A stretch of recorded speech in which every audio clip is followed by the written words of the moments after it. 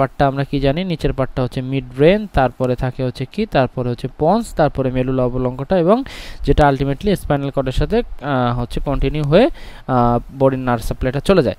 So এটা ছিল nervous সিস্টেমের একটা পার্ট, আশা করা যায় সবাই আপনারা জানেন। ওকে, সো আসেন আপনার যে পন্সের মধ্যে যে পন্সের আগে যে ট্রাইজেমিনাল নার্ভের যে গ্যাংলিয়নটা থাকে, যেটাকে আমরা বলি হচ্ছে ট্রাইজেমিনাল গ্যাংলিয়ন, যেটাকে আমরা কি বলি, যেটাকে আমরা বলি ট্রাইজেমিনাল গ্যাংলিয়ন। ওকে, সো এটাকে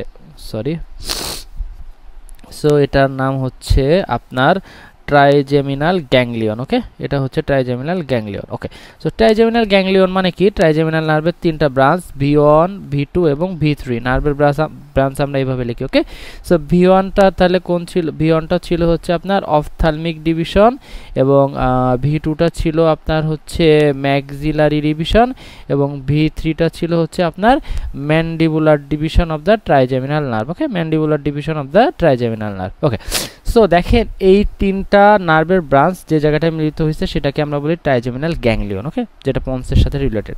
আচ্ছা, সো এই ট্রাইজেমিনাল গ্যাংলিয়নের পাশে দুইটা আর্টারি থাকে, একটা কি, একটা আমরা আগে থেকে মার্ক করে রাখছি যাতে টাইমটা কনজিউম হয়, একটা হচ্ছে এই যে ব্যাজিলার আর্টারি, আর একটা কি, আর একটা হচ্ছে সুপিরিয়র সেরেব্রাল আর্টারি। ঠিক আছে, তাহলে মনে করেন এই যে তিনটা নার্ভের কানেকশন গ্যাংলিয়ন, এটার পাশে দুইটা আর্টারি আছে। এই পর্যন্ত আপনারা বুঝতে পারছেন, আশা করা যায় কোনো সমস্যা নাই। ওকে, সো এখন আসেন, যদি কোনো কারণে যদি আমরা এইভাবে লিখি, ইফ ইনক্রিজ ব্লাড ফ্লো, হ্যাঁ, যদি কোনো কারণে ব্লাড ফ্লোটা বাড়ে, ঠিক আছে, blood flow of superior cerebral artery, কোনো কারণে যদি সুপিরিয়র সেরেব্রাল আর্টারিতে ব্লাড ফ্লো বাড়ে, তো যে কোনো কারণে হইতে পারে, লাইক হাইপারটেনশন একটা কজ হইতে পারে। সো দেখেন যখন আর্টারির মধ্যে ব্লাড সাপ্লাইটা বাড়বে, আর্টারির মধ্যে ব্লাড সাপ্লাইটা বাড়লে আলটিমেটলি কি, এখানে পালসেশনটা বাড়বে, আর আর্টারির পালসেশনটা বাড়বে। সো আর্টারি পালসেশনটা এখন এখানে যখন বাড়লো, তাহলে কি এখানে মনে করেন নর্মাল থেকে এরকম আরও মোটা হচ্ছে, নর্মাল থেকে আরও মোটা হচ্ছে, তাহলে কি ফ্রিকশন হবে না ট্রাইজেমিনাল গ্যাংলিয়নের সাথে, এটা যখন আরও একটু পালসেট হবে আর ডায়ালেট হবে তখন হচ্ছে ফ্রিকশন হবে ট্রাইজেমিনাল গ্যাংলিয়নের সাথে, রাইট? তাহলে এখানে কি হবে, তাহলে এখানে যেটা হবে সেটা হচ্ছে আপনার friction with trigeminal ganglion. Okay, friction with trigeminal ganglion, trigeminal গ্যাংলিয়নের সাথে ফ্রিকশন হবে। সো আলটিমেটলি এই ট্রাইজেমিনাল গ্যাংলিয়নের আর এই যে নার্ভের কাভারিংটা কোনো কারণে যদি আপনার নর্মাল থেকে, নর্মাল হচ্ছে মায়ালিনেটেড থাকে, কোনো কারণে যদি এটা আপনার ডিমায়ালিনেটেড হয়ে যায়, আর কোনো কারণে কাভারিংটা যদি একটু ডিস্ট্রয় হয়, তাহলে আলটিমেটলি কি মনে করেন যে কাভারিংটা ডিস্ট্রয় আছে, কাভারিং যখন নর্মাল আছে তখন তো ঝামেলা হবে না, তাই না?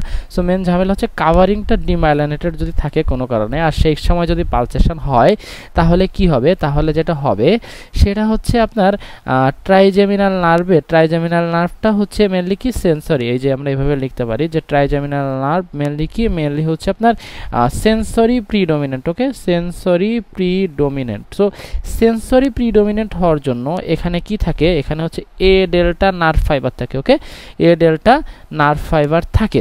সো এই এ ডেল্টা নার্ভ ফাইবারটা কি, এ ডেল্টা নার্ভ ফাইবারটা যেটা করে সেটা হচ্ছে, এ ডেল্টা নার্ভ ফাইবারটা হচ্ছে একটা আপনার পেইন ফাইবার, যেটা হচ্ছে যখন একটা ক্রুড টাচ আসে, ঠিক আছে, যখন একটা ক্রুড টাচ আর একটা মাইল্ড টাচ এখানে আসে আর্টারি পালসেশনের জন্য, তখন এটা কি করে, তখন এটা হচ্ছে যেহেতু এটা একটা সেন্সরি ফাইবার, এটা একটা পেইন ফাইবার, সো আলটিমেটলি কি করে, আলটিমেটলি এটা সেন্সেশন ক্যারি করে। সো এই সেন্সেশন ক্যারি করার জন্য আপনার পেইন হয়, যে পেইনটা কেমন হয়, পেইনটা হয় হচ্ছে আপনার ইলেকট্রিক শক লাইক পেইন। ওকে, পেইনটা হয় আপনার electric shock like episodic pain.